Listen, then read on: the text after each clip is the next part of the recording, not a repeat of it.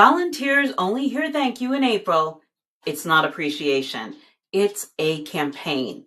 And listen, I know that sounds a little blunt, but I think it's true. I'm Shannon Cherry from My Nonprofit Advisor. National Volunteer Month is not the problem. I actually think it can be really helpful.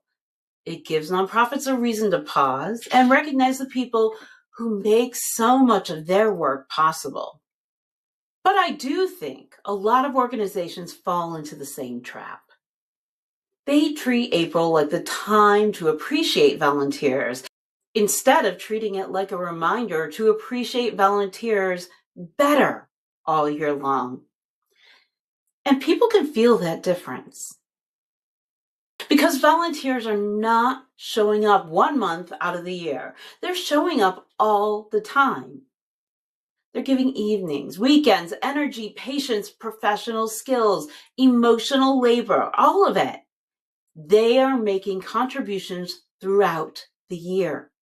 So when the appreciation only shows up in April, and it's one social post, one email, one event, one generic, "We love our volunteers" message, it can start to feel more performative than personal.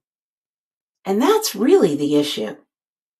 Most volunteers are not looking for a big production. They just want to know that they matter. They want to know someone noticed, anyone. They want to know the organization actually sees what they're doing. And generic appreciation usually doesn't do that. What works better is a more personal approach. That's because not every volunteer wants to be recognized in the same way. Some people love public shout-outs. Put them in the newsletter, tag them on social, let everybody celebrate them. Other people, they just hate that. They'd much rather get a quiet email, a handwritten note, or a genuine thank you in person. Some volunteers really value being recognized for long-term commitment. Others care more about hearing that something they did that one day made a difference. Like, "Hey, thank you for staying late," or "Thank you for helping that new volunteer feel comfortable. Thank you for stepping in when we're shorthanded." That kind of appreciation lands differently because it's specific. It feels real. So I think the better question for nonprofits is not how are we celebrating volunteers during National Volunteer Month? The better question is how are we making volunteers feel valued all year long?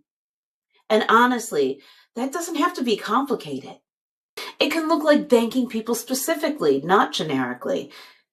It can look like recognizing milestones throughout the year. First shift, 1 year of service, 100 hours, completing a training, taking on leadership.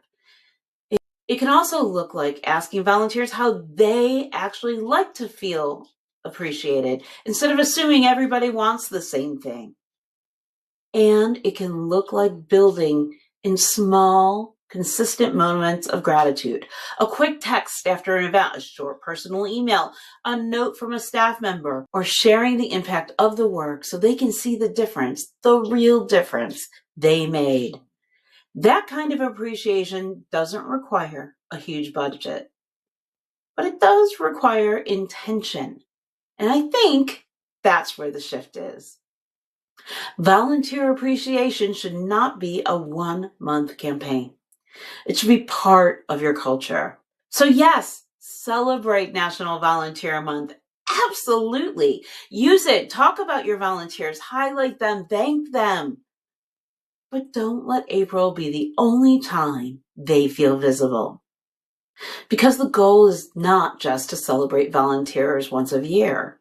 The goal is to make sure they feel seen every time they show up.